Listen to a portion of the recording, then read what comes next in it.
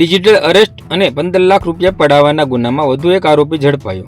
Bhavnagar cyber crime police સ્ટેશનમાં મયુર જીવરાજભાઈ પટેલે digital ફરિયાદના પગલે પોલીસ ફરિયાદ નોંધાવી હતી, જેને પગલે પોલીસે વધુ એક શખ્સને ઝડપી લીધો છે. સાયબર ક્રાઇમ પોલીસ સ્ટેશનમાં નોંધાયેલી ડિજિટલ ફરિયાદના પગલે પોલીસે 15 લાખ રૂપિયા પડાવનાર અલ્તાફ હુસેન મોહમ્મદ રફીક કુરેશી આણંદ જિલ્લાવાળાને ઝડપી લીધો હતો. જ્યારે આ ગુનામાં અગાઉ ધનંજય મુકેશ પુરોહિત, જુનેદ આરીફભાઈ વોરા પકડાઈ ચૂકેલ છે. જોકે પોલીસે આ ગુનામાં વધુ તપાસ હાથ ધરી છે.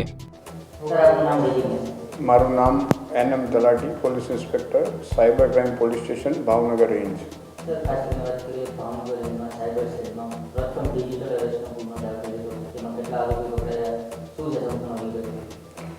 તારીખ 29/10/24ના રોજ ફરિયાદીશ્રીને એમના મોબાઈલ ફોન ઉપર એક નંબરથી કોલ આવેલો અને એને જણાવેલું હતું કે તમે જે મુંબઈથી નેપાલ પાર્સલ મોકલેલું છે એ પાર્સલની અંદર 5 બોક્સ પૈકીના એક બોક્સની અંદર 140 ગ્રામ જેટલું MDM ડ્રગ્સ છે અને એ ડ્રગ્સ હોવાના કારણે તમારા વિરુદ્ધ ગુનો દાખલ થઈ અને તમને અટક કરવામાં આવશે તેવી ધમકી આપેલી હતી. અને એમને મોબાઈલ ફોન ઉપર એક નંબર હતો, એ નંબરથી વોટ્સઅપ મારફતે CBI મની લોન્ડરિંગના અને સુપ્રીમ કોર્ટ ઓફ ઇન્ડિયાના ફેક લેટરો મોકલવામાં આવેલા અને એમાં એને અટક કરવાના બહાને, ડિજિટલ એરેસ્ટ કરવાના બહાને એમને જામીન પેટે 15 લાખ રૂપિયાની માંગણી કરવામાં આવેલી હતી.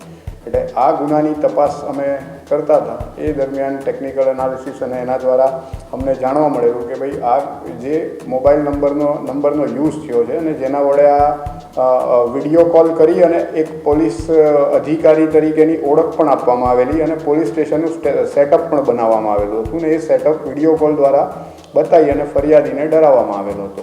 એટલે એ ગુનાની તપાસ દરમિયાન જે આ નંબર હતો એની અમે તપાસ કરી. એટલે એ તપાસ કરતાં અમને જાણવા મળ્યું કે ધનંજય પુરોહિત નામનો જે આરોપી છે એના નામનું આ સિમ કાર્ડ ઇસ્યુ હતું અને એ સિમ કાર્ડની મદદથી આ વિડીયો કોલ થયેલો હતો અને જે CBI અને સુપ્રીમ કોર્ટ ઓફ ઇન્ડિયાના લેટર હતા એ પણ આ જ નંબર દ્વારા ફરિયાદીને વોટ્સઅપ કરવામાં આવેલા હતા અને એ લેટરની અંદર જણાવેલ એકાઉન્ટ નંબર પર 15 લાખ જામીન પેટે, સિક્યુરિટી ડિપોઝિટ પેટે એમણે માંગેલા હતા.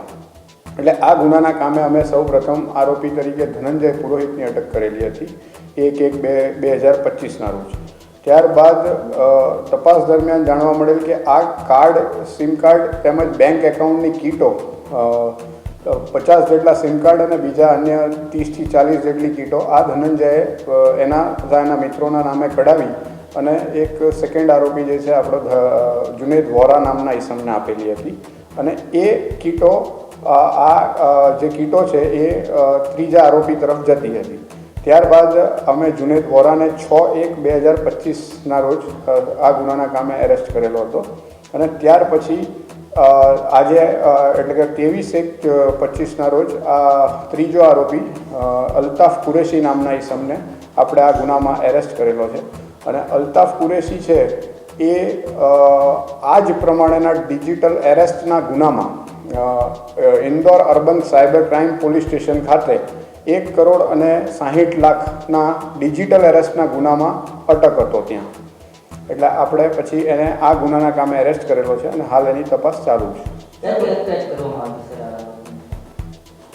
કાલે આજે સવારે 3:10ની આસપાસ આપણે એ ગુનાના કામે એને એરેસ્ટ કરેલો છે. હા, એની અંદર ટેકનિકલ એનાલિસિસ અમારું ચાલુ છે અને અન્ય આરોપીની સંડોવણી પણ એની અંદર ખુલી શકે તેમ છે.